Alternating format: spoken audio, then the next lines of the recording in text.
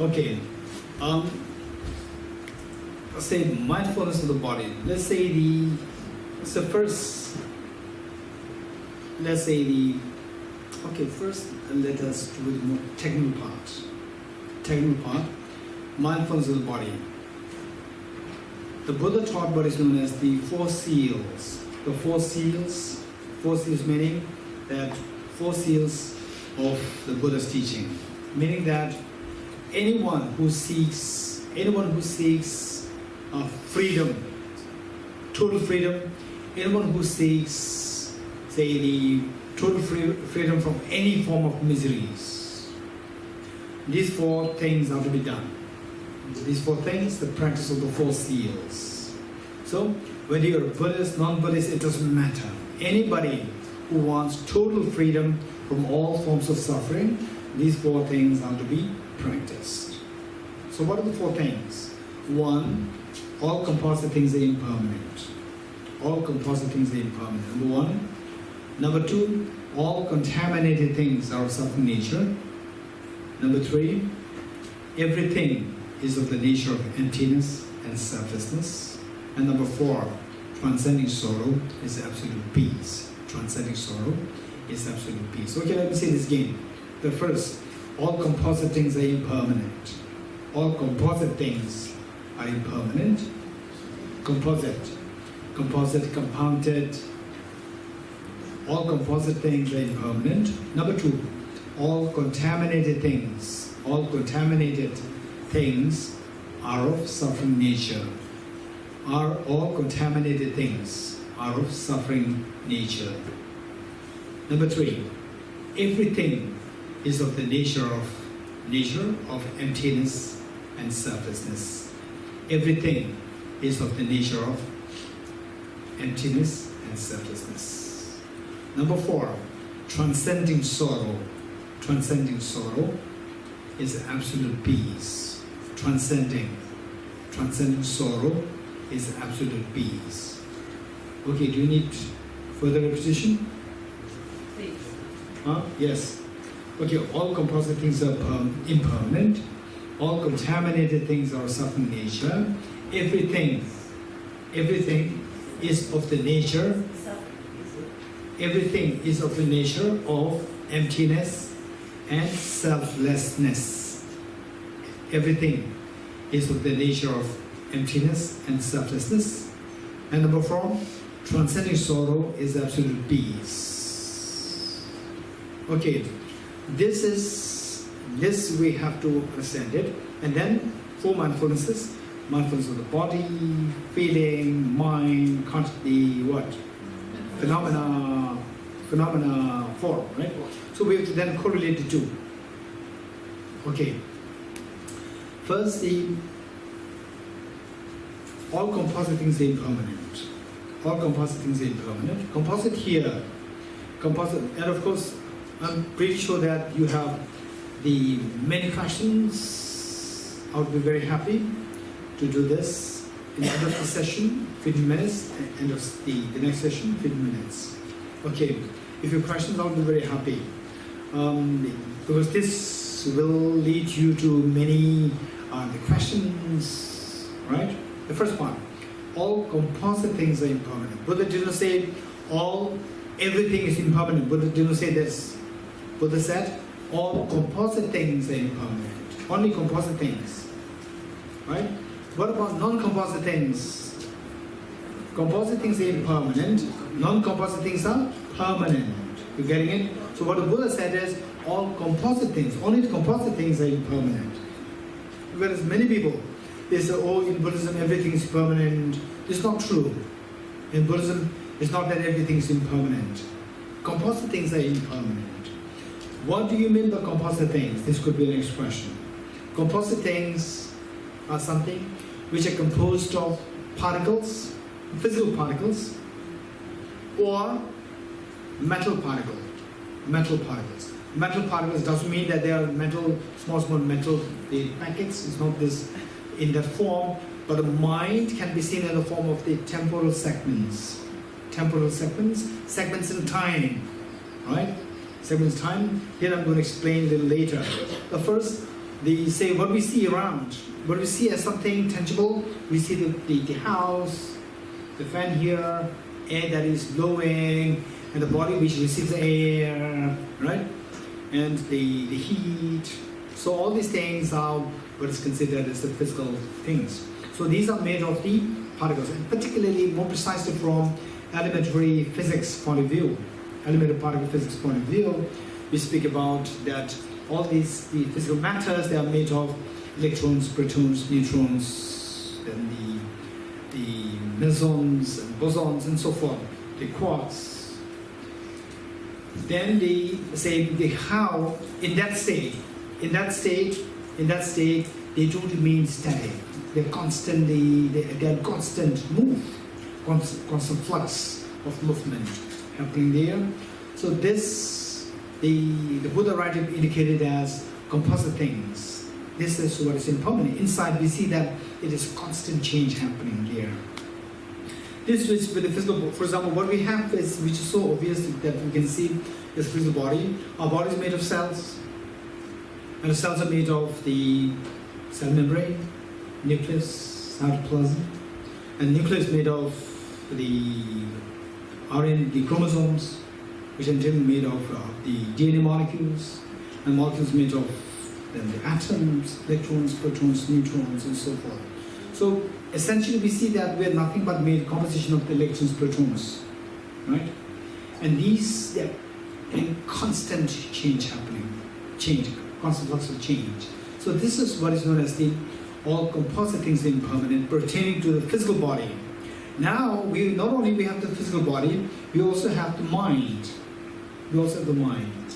So mind is also changing. How the mind is changing? The mind is also a composite phenomena. How that is composite?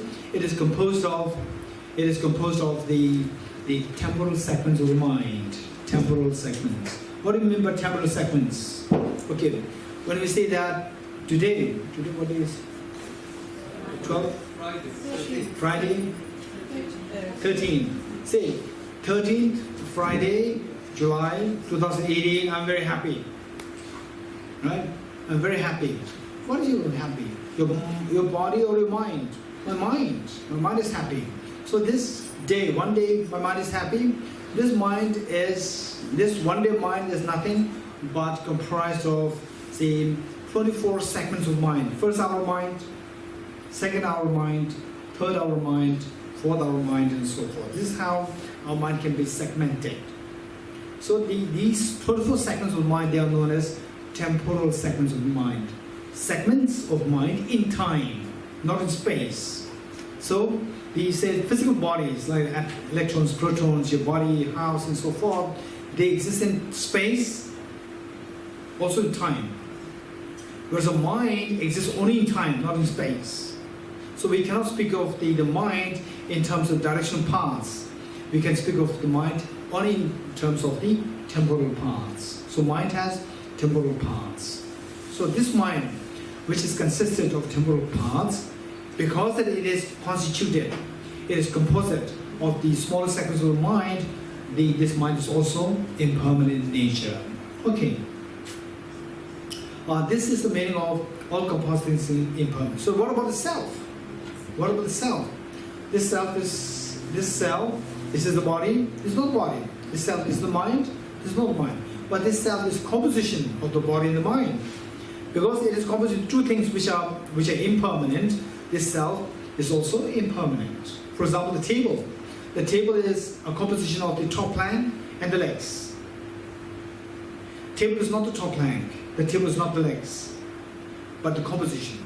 Because the constituencies in terms of the top plank and the legs, they're impermanent, we say that the table overall is also impermanent. Likewise, the self. So the self, composition of the body and the mind, the table, composition of the top plank and the legs, and this house, this hall, composition of the walls, the ceiling, the floor, the windows, the door, and the beams, and the rafters. So because of the composition of these, and what constituted this hall, they are impermanent, because of which this hall is also described as impermanent. Okay, so this is known as all composite things are impermanent. Now, what is very important is that when we speak about the impermanence, the impermanence can be seen in two ways: gross impermanence and subtle impermanence. Gross impermanence and subtle impermanence. Gross impermanence is impermanence where there's a discontinuation of the continuum of the object is possible. Discontinuation of the object, discontinuation of the continuum of the object happens.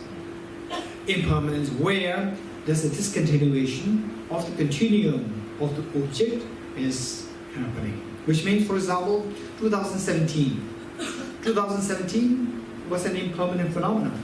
It came into being, and the continuum of 2017 lasted for 1 year. So this continuum came to an end the moment 2018 started. So that is known as the gross impermanence. Impermanence which is marked by discontinuation of the continuum of the object. So that's gross impermanence. Whereas this pertains to the impermanence of a death. Impermanence of death, impermanence of the illness, our health, and so forth, they all fall in the category of the impermanence. The gross impermanence.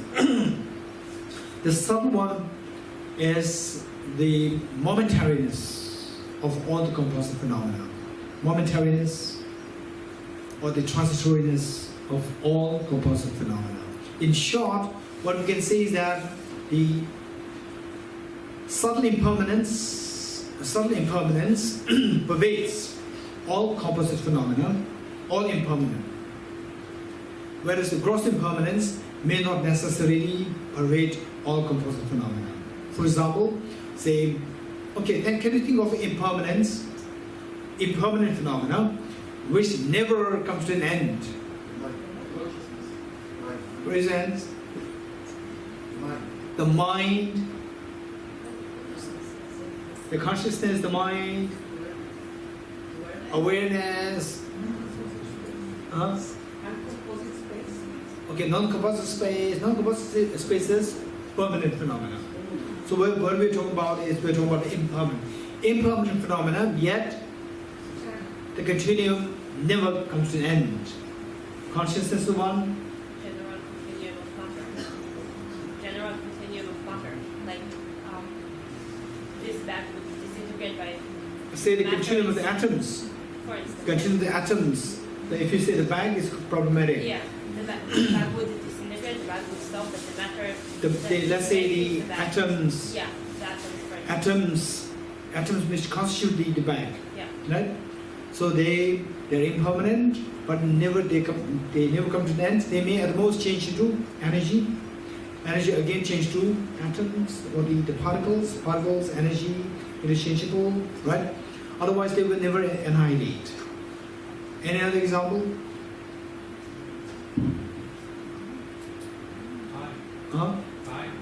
Time. Okay, this is good. Time never. Okay, so the time. The physics, quantum physics, has a different point of view. The time starts from Big Bang and it'll end Big Crunch. Okay, this is what physics are talking about, the Big Bang and the Big Crunch, right?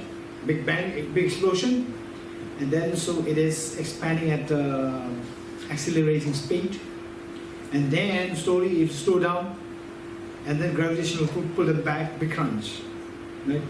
Okay, this is now, when that happens, that's the end of the time. This is what they believe. But from the Buddhist point of view, there's no end. Time flows in arrow, right? Okay, good. Any other example? The self. I. The self. This self continues endlessly, right? This self. It continues endlessly. And many people, what they say is that in Buddhism there's no self, right? This is a misperception. This is a misperception. In Buddhism there's no self, and even some professors who teach Buddhism and who are very respected professors, they say the same thing. In Buddhism there is no self. Buddhism talks about selflessness. Buddhism talks about anatta, anatman. Anatman means selflessness. And the Buddha said everything is of the nature of emptiness and selflessness. So there is no self. Okay, this is a total misconception. In Buddhism, self does exist. Not only the self exists, the Buddha said, you are the master of your own self. The Buddha said it. Right? You are the master of your own self. If the self does not exist, how can you say that you are the master of yourself? You are the master of yourself, and this self is very precious. This self has the capacity to become enlightened, to benefit all beings. So this self does exist. But this self is impermanent, yet this self will never come to an end. It will just keep going like this. Impermanent doesn't mean that it should come to an end at one point. You getting it? So that connotation impermanence is the gross impermanence.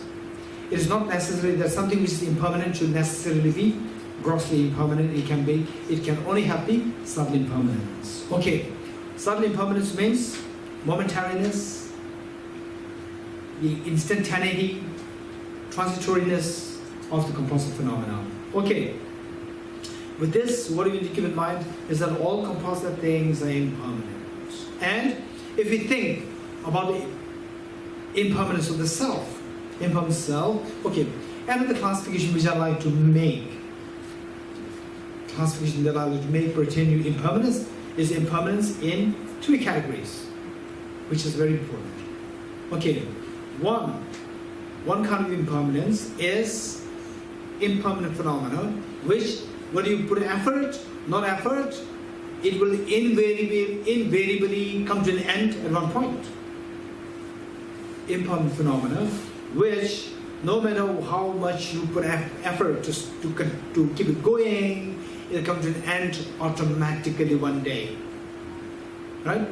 So, this is one category of impermanence. For example, your body, this life, very good, this life, your body, very good. Anything else? 2017? Right? The car. Huh? The car.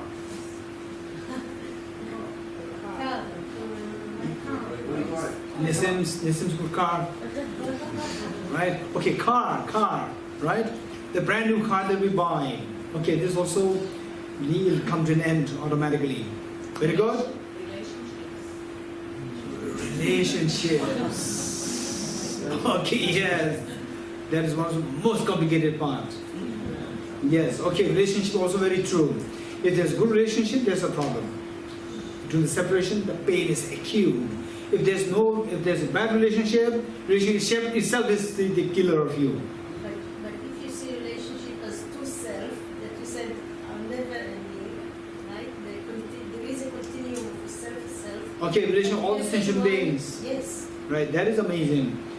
For sure she's talking about the relationship of this. Yeah, two bodies, spirit. Yes. Okay, so this is one category. Number two category is no matter what you put effort, not effort, it will continue to flow. It will never stop. Second category of impermanence. Can you give an example? The one we did before. The self, the mind, time, right? These are things which will never stop.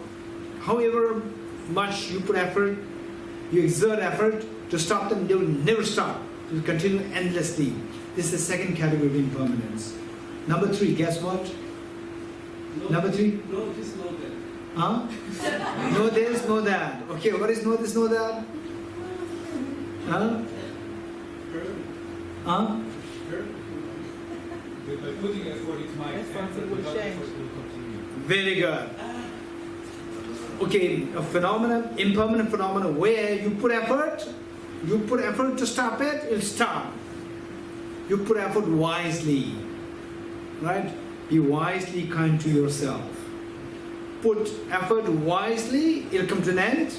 And if you don't put effort, even if you don't want it, it'll continue to flow. That is third category. What is that? Suffering.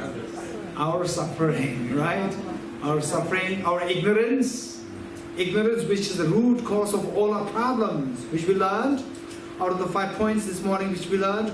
Ignorance, self-grasping ignorance, right? Self-grasping ignorance, our suffering, all these problems, if you put effort, they will come to an end automatically. No, they'll come to an end. Whereas if you don't put effort, no matter how much you don't like it, it will continue. Invariably, they will continue. Okay. Once, I have a friend. My friend is highly respected professor, and then he and his wife invited me to their house. So I was there, and they were taking care of they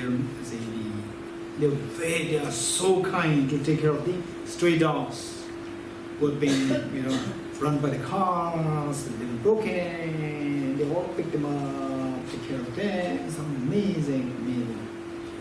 So then we were having lunch together, having some chat. Then we were talking about both of them, particularly the husband, the professor, is very interested in the philosophy and so forth. And I was talking about, okay, so your relationship with these dogs. So in the next life, the moment I say the next life, the wife said that, no, I don't want to come to the next life. I will not come next life. I said, why? How come? Why? She said, I'm fed up with samsara.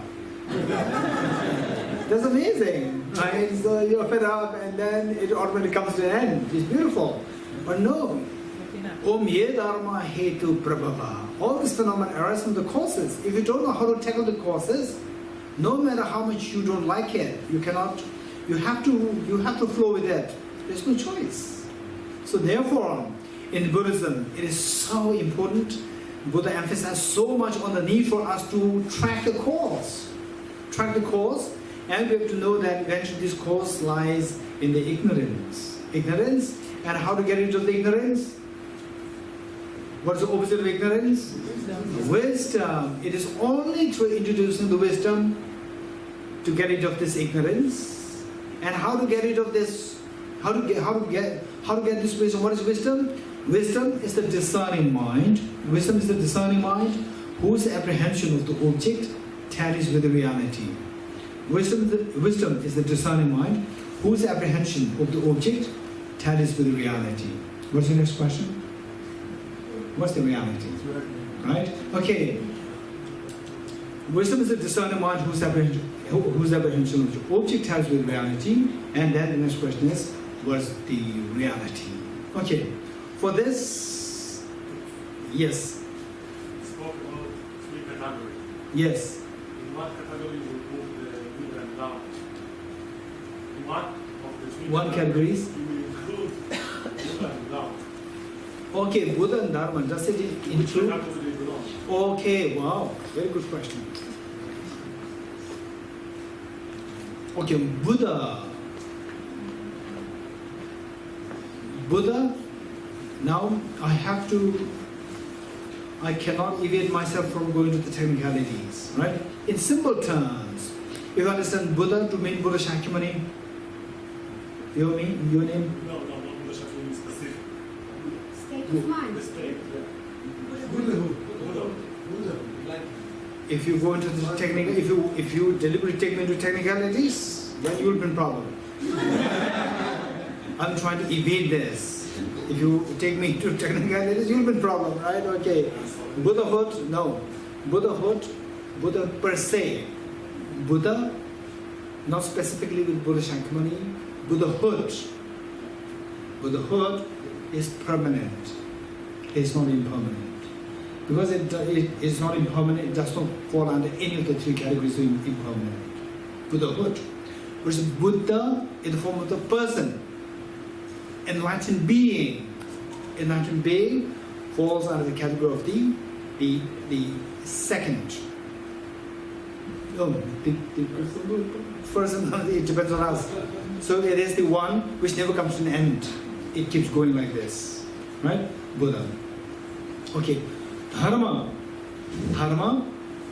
dharma again, dharma specifically, dharma on this land, on the planet Earth, or in say, let's say in Milky Way galaxy, right? This is one way. Another way is dharma in general.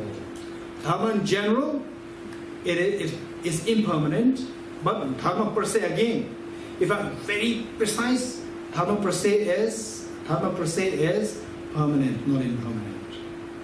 Dharma more specifically with the context of impermanence, that falls in the category of the first category which never comes to an end. And dharma in the context of the impermanence within a small locality, that can be impermanent in the context of the second or the third. Some people, they put effort to bring an end to dharma, right? For example, what happened in the Tibet in China, or Mao Zedong, right? So they try to bring it, put an end. And then in some cases they are successful, in many cases they are not successful, right? Okay, so this is, now the next point that we are doing is what? Reality, right? What's the reality? Okay, what's the reality? What's the reality? For this is so important. Reality should not be what your mind thinks. Reality should be reality. Right? Which means that to look for the reality, your mind must be very objective. Your mind must be very objective. And today, the modern science, amazing. Of course, we need to distinguish between the modern science and the modern scientist. Modern science and modern scientists. Scientists can be influenced, can be influenced, may not be objective. But modern science per se is an incredibly good system of objectivity. Right? It emphasizes so much on the objectivity. It says, keep aside all your presuppositions, keep aside all your thinking, all your belief, keep aside them, and look for the objectivity. Right? That is so precious. That is something which is common between Buddhism and modern science. Objectivity, looking for the objectivity, not looking for how you think, what you believe. Keep them aside. Don't start from what you believe. Don't start from what you said by somebody. Start objectively. The need for objectivity, this is what is emphasized so much in Buddhism. Okay, unless you have this sense of objectivity, understanding what is known as the four mindfulnesses, particularly the fourth one, is beyond imagination. It's impossible, next to the impossibility, right? So, in this connection, what I'd like to share with you was that my experience in Cambridge University in England. Cambridge University, when I was there, 2003 when I was there, I met an incredibly, very, very intelligent physicist, and he happened to be, I think he was Israeli, very bright, and you cannot talk to him. The moment you talk to him, you say there's internal contradiction, right? You cannot talk to him, well, unless you think that you're very bright, right? Otherwise, you talk to him, he'll just make you a, idiot, right? He says that, what sense? There's internal contradiction here. There's internal contradiction here. Okay, so two of us, he was least interested in me, right? He saw that the very bright physicist, and then how we met was through a common friend whose wife was Israeli.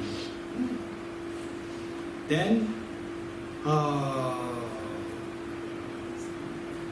we had a long debate over time, what time is. And then it was already 12 midnight, and the guests, they just wanted that the two of them, they leave now. Still he was, these two of us were struggling with the debate like this. Then they said, okay, I'm sure tomorrow